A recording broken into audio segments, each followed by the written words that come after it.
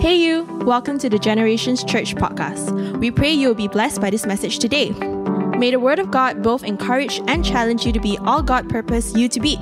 Now, let's dive right in.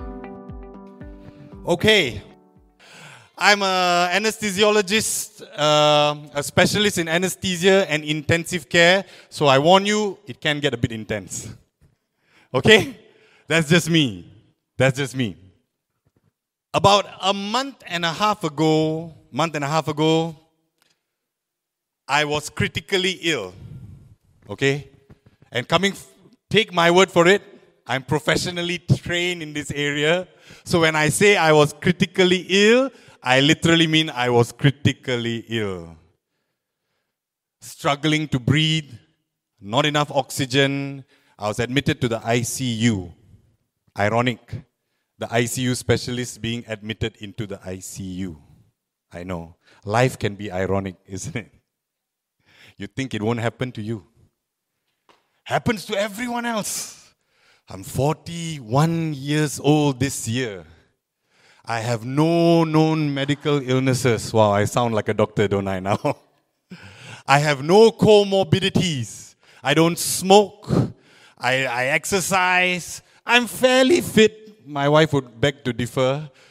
Never been admitted for the longest time. And here I am, being admitted to the ICU on high levels of oxygen. My consultants and my fellow specialists were all grim with the notion that we may have to intubate Vinod and put him on artificial ventilation. So as I lay down there in the ICU, tears streaming down my face because I was thinking about my wife and my children. I don't know how to quite explain this, but God spoke. Okay? God spoke. And I can't really articulate everything that He said, and we'll talk about it as we go along, what that means. I can't quite put it into words, but I'm going to try my best to explain. I realize at that point where it could be life and death, quite literally, I realize it's down to not what my achievements were, not how much money I had in the bank, not how many songs I've sung, not how many ministries I've been serving in, not how much money I gave, not all the different accolades, achievements, not even my experience. I realized God, at that point, was saying, Vinod, it's just me and you. And you're faced with death. It's just you and Him. There's no one else. Surrounded by all the monitors that I'm familiar with, surrounded by all these faces that I work with, surrounded by all the nurses that I know so well, that were hoping for the best. Nothing anybody could do in that sense, as I'm breathing, trying to get that oxygen in, all I could feel and sense God saying, Vinod, you know what? Don't worry, it's just me and you. It's just me and you, man. It's back to me and you. Then I realized something. This whole sense of how this relationship that we have with God is sacred. Sacred. Sacred. Sacred meaning, not that it's holy and you can't touch it and you got to be pure and totally spotless and totally without mistake and error. No. Sacred meaning that it's just you and Him. It's just you and Him. It's sacred. It's because when it comes to death, really, take it from a person that has seen death almost every other day, and has gone through an experience where death was at my door, it really comes down to just you and your Maker. And then that made me realize death is sacred and therefore so is life.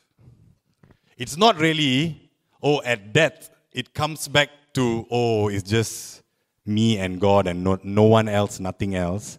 Actually, all the while, it has always been me and God, no one and nothing else. It's just that we only come to a realization when there really is nothing and no one else. And then you realize, yeah. You catch my drift? It's really about you and God. No one, nothing else. It's sacred. It's sacred. And what I mean by this, what I'm trying to convey to us, each and every one of us, is that this relationship that we have, that this relationship that God has with us, whether you acknowledge it or not, whether you recognize it or not, let me tell you right now that God has a relationship with you. Really, He does. It's just that you may not realize it, you may not acknowledge it, you may not identify with it, you may not think about it, but that does not change the fact that God has a relationship with you. Example. My father will always be my father. If I don't see him today, if I don't see him tomorrow, if I don't see him for 10 years, if he doesn't talk to me or I don't talk to him, it doesn't change the fact that he is my father. You understand what I'm trying to say? So sacred and this relationship that we have with God, do not be mistaken. He is all about the individual. The individual. When He looks upon us right now, He does not see generations. He does not see us in categories and labels and demographics and age groups and ethnicity, race. He knows all that. He sees all that. But He sees it how? Individually. Personally. You, Psalm 23 verse 1. One verse. And humor me, I don't usually do this, but those of you who are comfortable with it, can we just say this together? The Lord is my shepherd. Mine. You may think nobody knows you here. And in a way, it doesn't matter. But God is your shepherd. Yours. Oh, we always use the cliche. Oh, He knows you by name. He knows the hairs on our head. We understand the verses. We may have heard it before. Yeah, I get it. No. I don't think you get it, my friend. He is yours. You are His personally. I am a father of 3 beautiful, wonderful, okay, my elders might want me to say handsome, right? Sounds a bit kiddie to say beautiful and wonderful and gorgeous and cute, right? So, I'm a father. Let me give you an example, analogy, okay? Analogy, example. Sometimes it helps to have some examples. So, I'm a father to my children. Category. Children. But do you ever once think that when I think of them as a group? How many parents do that? Yeah. I'm a father to my children. Children. No. I'll give you proof. And some of you know this, those of you who have siblings. You realize that your father, if he's like me, treats everyone different. Some of you might even complain. Hey, how come he can, I cannot? How come he gets to do that? I don't. How come he gets to eat ice cream? I don't. How come he gets to sleep at night, late night? I don't. How come she gets to sit on your lap? I don't. How come you always giving him the hugs? I don't. How come you're taking him out for dinner, just the two of you? Not me. Why? It is personal. Personal. Individual. Do you know? Let me put it this way, the flip side of the coin. Imagine what it must be like. How weird it sounds. How weird it sounds. Isaiah, don't mind if I use your example. How weird it sounds. If Isaiah tells his friends, you better not. If Isaiah tells his friends, Dr. V is our father. How? Yeah, okay, I get it. It's quite all right. Worse still. Isaiah says, Dr. V is Ezekiel's dad. We laugh, but some of us are doing that. Jesus is not your Jesus. The Lord is my dad's shepherd. I'm just following. The Lord is my wife's shepherd. I'm just accompanying. The Lord is my husband's shepherd. The Lord is my son's, my daughter. The Lord is my grandfather. Do you know? You don't know what you're talking about, Dr. V. Do you know not? My grandfather was an evangelist, My grandfather. Say, bro, good on your grandfather. How about you? You know what I'm trying to say? So, sacred means that, what I'm trying to get at is that he's personally in this relationship between you and him, and it's something that is unique. Unique. Yes, when we read in the Bible, I'm sure you notice this, don't you? Don't you notice it? And you might raise some questions. First of all, don't you notice that God, although he addresses an entire creation of people and a tribe of people, but don't you notice he always interacts with one individual? I want to tell you why it's so unique. And why I feel so passionate about this, because God feels so passionate about this, because he wants a unique personal story with each and every one of you, not generic. Not, oh, I heard, oh yeah, my friend had this testimony, oh yeah. No. You have that opportunity of having something totally unique that no one else has ever done, seen, heard. No eye has seen, no ear has heard, nor has conceived in the mind of man what God can do. That kind of unique and personal. So I want to share a quick story. I was out of medicine, or at least out of the ministry of health for a long time. And then God spoke and then said, Vinod, your true calling is to medicine. Get back there. Okay? Long testimony, long story short, I actually ended up back there. And I was back there and I was training in University Malaya as a specialist in anesthesia at the time. And get this, I was training, I was working, I was on call, all that, without a salary. No salary. Zero.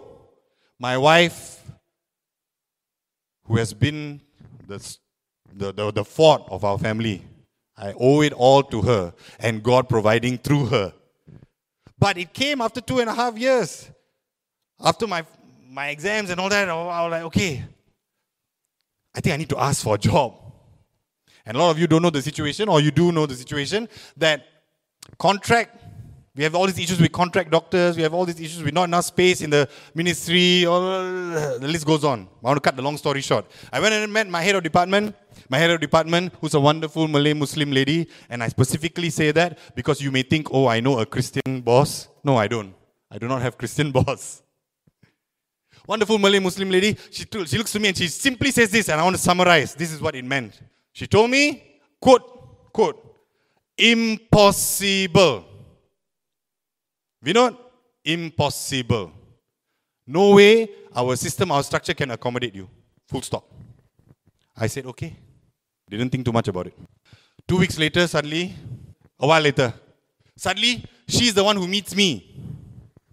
And then she tells me, out of the blue, she says, hey Vinod, next week you come for interview. I say, what interview? I didn't apply for anything. I didn't write in anything. I didn't speak to anyone, as God is my witness. And then he said, you come for interview. I said, for what? Well, possibly. It's still impossible. I don't know how that makes sense. But possibly, we'll give you a job. Possibly. So, I go, and this is how I want to tell you how unique and how personal and how interested God is in your life. So I went for the interview, and I walk in, and the director of the hospital is there. There's this whole big panel of, big guns in the administration and the clinical side. They're all there seated. And just to paint the picture so that it's clear for you, all of them Malay Muslim. Okay? Clear enough? Clear enough? You can imagine? Okay. So I sit down. Don't want to cut the long story short, right? So, suddenly, the director of the hospital says, oh, Vinod, as if she knows me. It is my first time meeting her. I have never seen her before. She tells me, I know so much about you. I've heard so much about you. We like you very much. I have never said hi to her in my life. Sit down. It's breezing through the interview. Right? Then my head of department, who's perplexed and confused and rather frustrated, right? Looking at all this happening. And then suddenly they go through my resume, my whatever, and then suddenly it is noticed. Oh, Vinod, you're colorblind. I'm colorblind, by the way. And immediately, my head of department screams in aghast. I'm dramatizing it a bit. But she was totally caught off guard and made her shock and horror very obvious to everyone, including the director of the hospital. And she said, Vinod, how come you're colorblind? How come you're colorblind? Essentially trying to paint the picture that no way we can hire Vinod. He's colorblind. Which is not the case, by the way. But yeah. Now, this is where I want to tell you, only God can do this. The director of the hospital, also a Malay Muslim lady, turns to her immediately and says, no. You cannot say that. So when she said that, I'm like, oh, okay, I get it lah. At least she's more informed. Because being colorblind does not negate you from being a doctor, The list goes on, you can do your own research. So I thought, okay, normal what? Yeah. At least, thank God, at least she's more informed than my head of department, right? But this is where I always knew God was in the picture, but this is when God was telling me, Vinod, you don't realize how much I'm involved in this. The director of the hospital says, I get goosebumps every time I say it. My son is colorblind. The director of the hospital says, my own son is colorblind. You cannot be biased against them. You cannot be.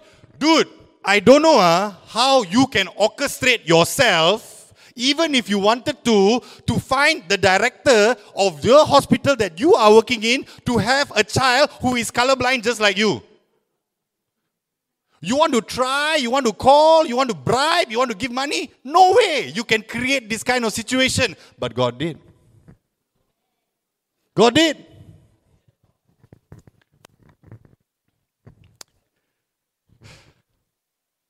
I have, not to belaga or what lah, but I'm just telling you the truth.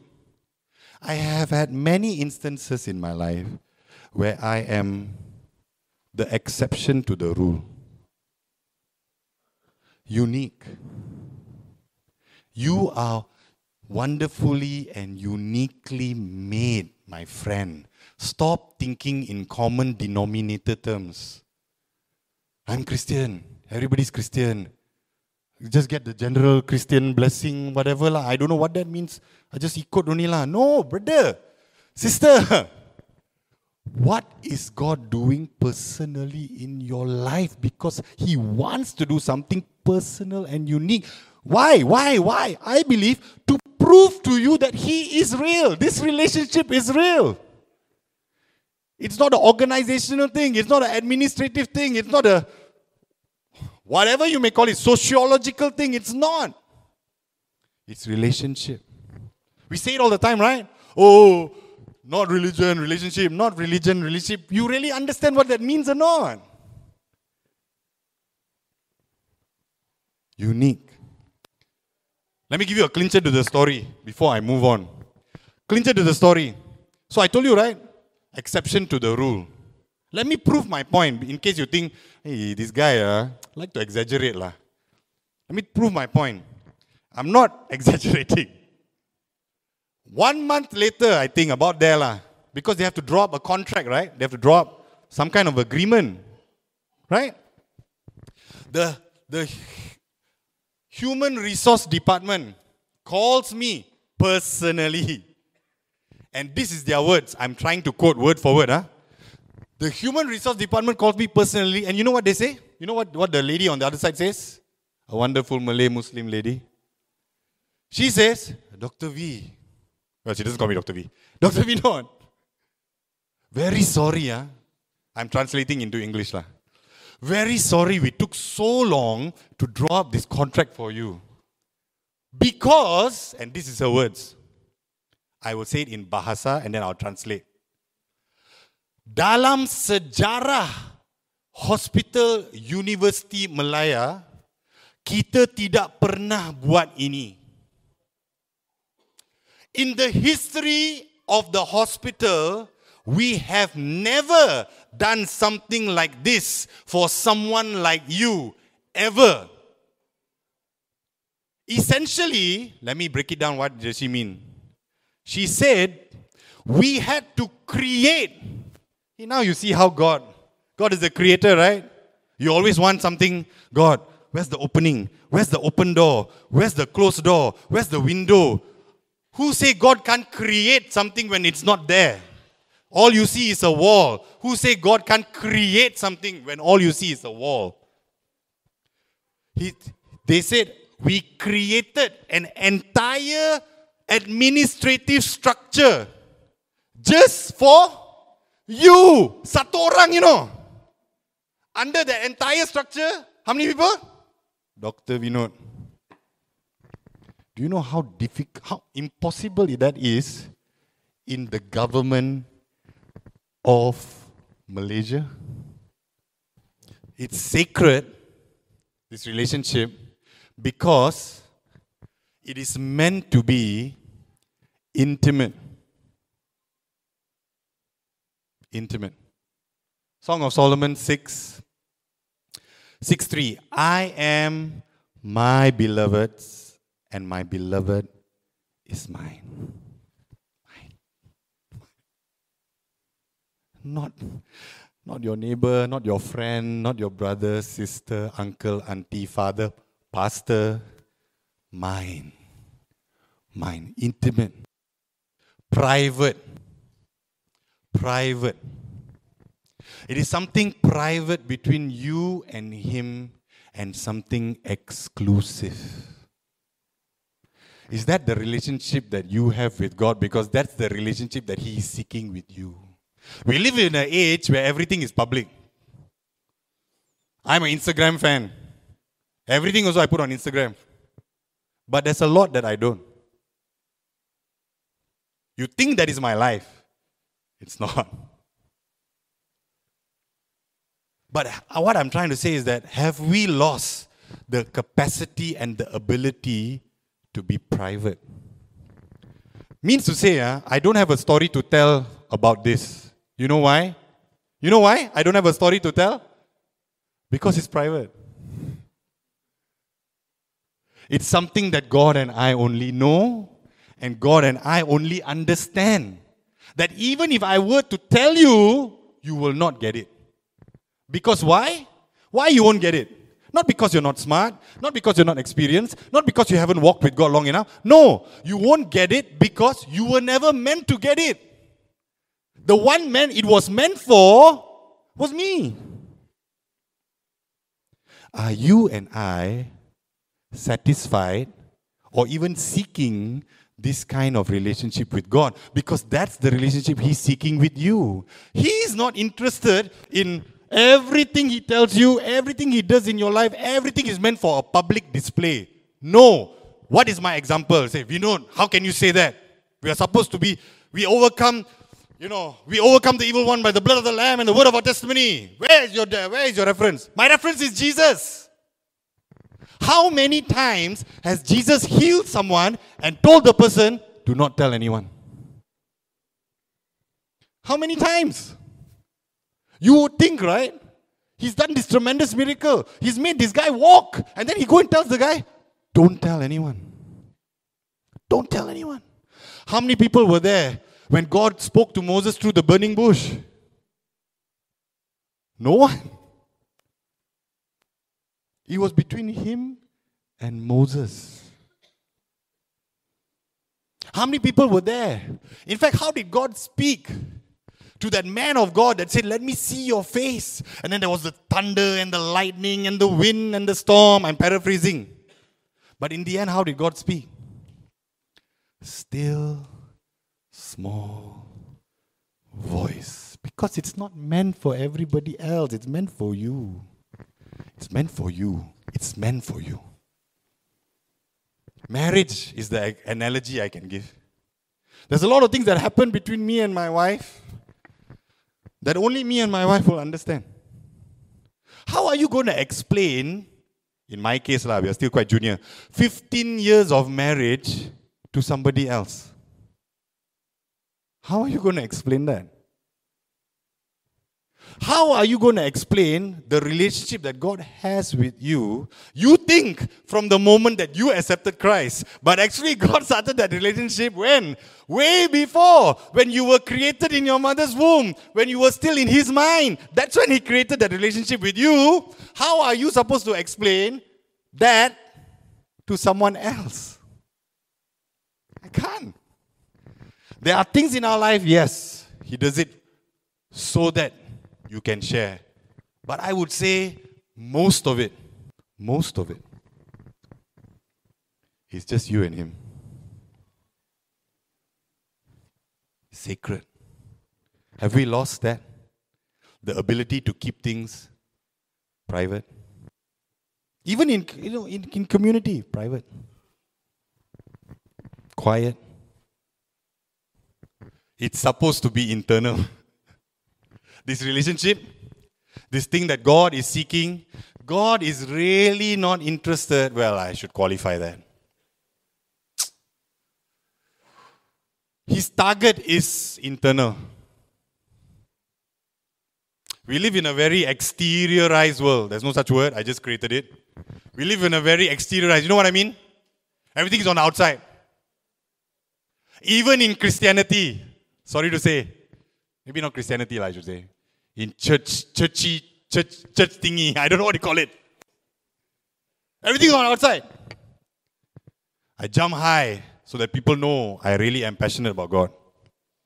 I scream my loudest scream so that people can hear how sincere I am and dedicated I am to the Lord Jesus Christ. I wear a certain kind of garb, I do a certain kind of movement because I saw that guy do it. It looked cool, it looked powerful, and I'm like, man, I want to do it too. What did Jesus say? To the Pharisees, mind you. To the Pharisees, He said what? You are very interested in how the outside of the cup is, right? You're so interested in how clean, what the design is like, how pristine the outside of the cup. But who would drink from a cup like that when the inside is all dusty and dirty? Who would drink? He asked the question. He said, better is the cup clean on the inside that you may drink from it. He called the Pharisees what? Whitewashed tombs, Maksudnya apa? Dari luar je putih melepak.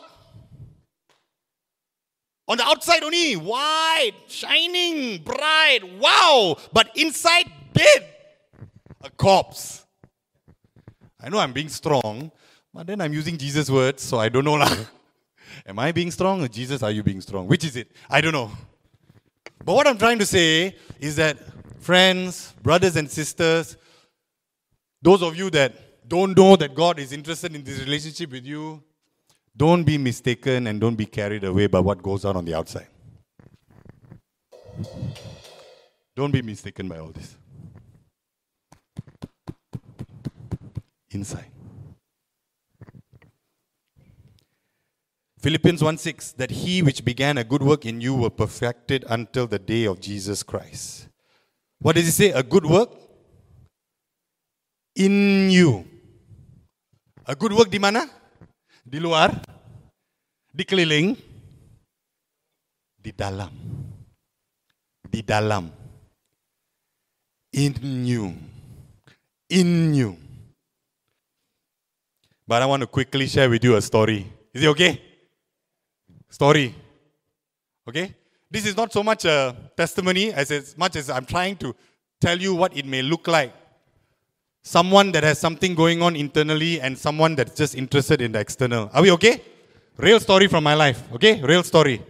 So, let me bring you back to when I was 16 years old. And believe it or not, when I was 16, I was a competitive discus thrower. You know discus? You know discus? Olympic event? Discus, right? Lempar cakra kita panggil kat Malaysia. Okay? I was a discus thrower. So fast forward, I'm trying to keep this long story short. The top favorite athlete that everybody felt, everybody knew, everybody perceived is going to win the gold medal was from a rival school or rival college at the time. And he came, and I'm not exaggerating, trying my best not to exaggerate, came with brand-sponsored gear. Nike sweatsuit, Nike shoes, Nike socks, Nike jersey, name all printed, right? And this is what he did before his first throw. I'm not exaggerating. Before he went in, he hasn't even touched anything. He screamed, hasn't done anything yet. Finally, he picks up the discus, right? Everybody's watching, everybody crowds around the cage, watching. Even my fellow competitors, all watching, because he's the one. He is the one. Just look at him. He must be the one. And he gives a big sigh and breath. Whoa. Whoa. Whoa. This is the sound he's making. And then the best part, he throws. He takes a turn, full turn, throws. And the discus has already left his hand. Already. But he is still screaming. Ah! The discus has already fell to the ground. He is still screaming. Ah! And everybody claps their hands. Like, whoa, whoa. Fellow competitors, all clapping their hands. My turn. I don't look the part. First of all, I'm rather thin. At that time. Now not so much. Right? And my coach always told me this, Vinod, you need to be more expressive, lah, Vinod. Why so quiet? I said, I cannot, lah. I just can't. So I go in quietly, no sound. Everybody has left the surrounding area of the cage, gone. Right? And then I pick up the discus. Nobody's watching me. Because I'm so quiet. And because I've been doing hockey most of the time, I did competitive hockey. I couldn't do the turn. Because it will go everywhere.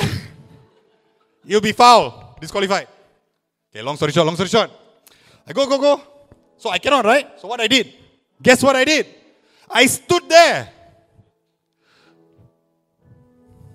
No sound. throw. No sound still. My coach is making sound. Hey, Vinod, make sound. I said, no. The discus goes.